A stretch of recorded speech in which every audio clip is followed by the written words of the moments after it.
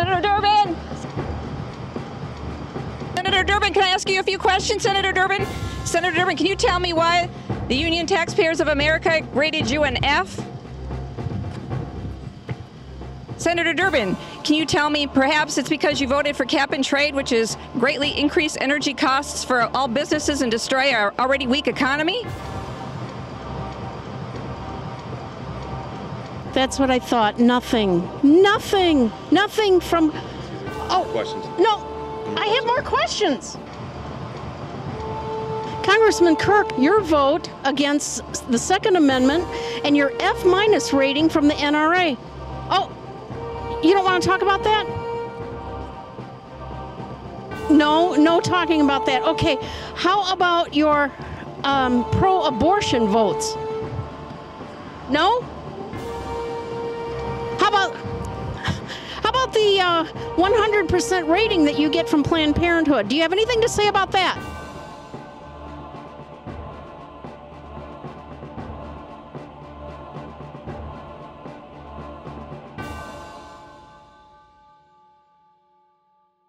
The reason that we planned this event tonight is because the people of America want to be informed.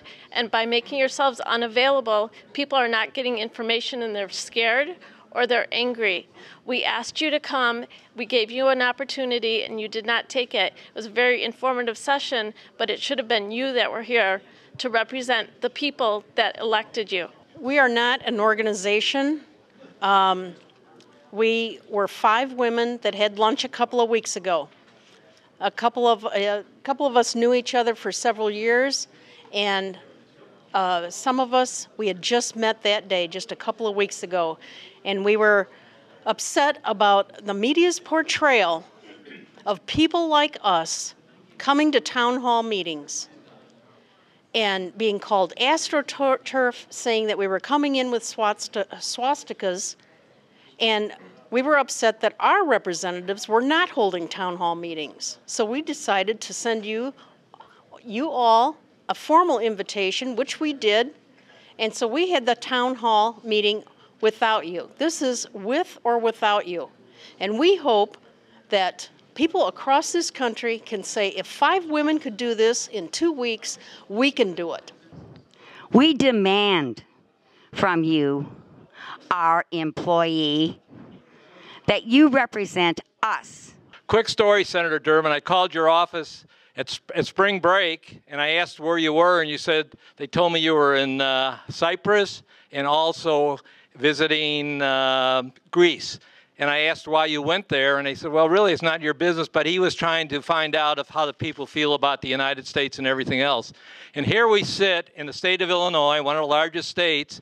You won't come visit us and ask us how we feel about what's going on, but you can go spend our money, take a military plane and fly to Greece over to spring break, but you can't spend 1 hour here in Libertyville, Illinois to answer any questions.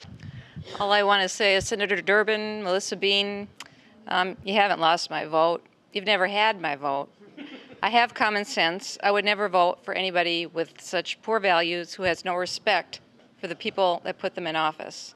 I hope this carries loud and clear to anybody who would, in the future or in the past, has ever voted from you. And I want you to memorize these faces, because we will be campaigning very hard against all 3 of you. Now, Kirk, yes, you are my representative.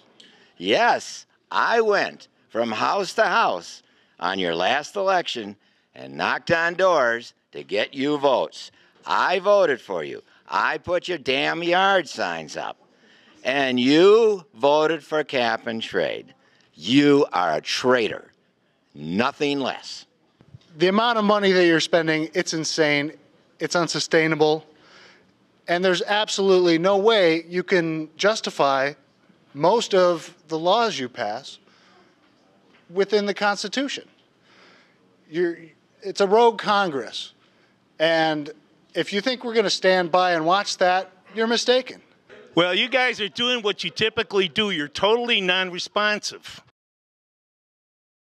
I'd like to direct my question to Mr. Durbin. Mr. Durbin, I was very disturbed the last couple of days because with all the corruption in Illinois, you President Obama, have turned a blind eye to all the things that were happening so you could keep your positions, your elected positions.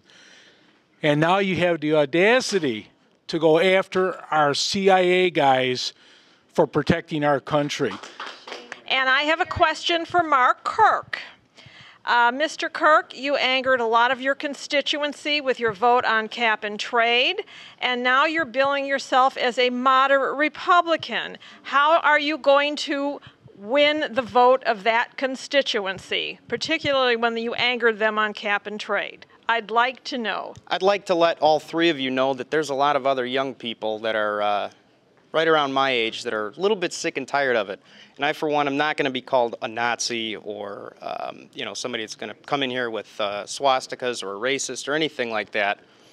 And you'll probably be seeing more of my face and a lot of other people around my age coming together to do things just quite as similar as this. So you will see us, and the youth of America is also starting to get the picture. In all due respect to the late senator, that he received care at Duke. Now, how many of us on this new public health care plan could go to Duke to have our brain cancer treated? Senator Durbin, Melissa, and the little guys down there, Mark Kirk, do you believe in term limits? I tend to think a lot of this inborn corruption that's starting is because we have monarchies, starting with the Daleys in Illinois. We got the Kennedys. I think we need term limits. There actually are term limits in Illinois.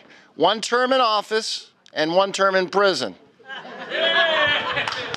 My feelings are basically that government now is out of touch with the common man. You're out of touch with the reason you've been sent there. It's cronyism, it's greed, it's political power, and it's just a shame. It's just boiled down to that you're elected to represent us, and I'm afraid that I feel like everyone else here that we're not being represented. We're being mowed over, and I think it's a shame. You might have acorn behind you, but we are the mighty oaks.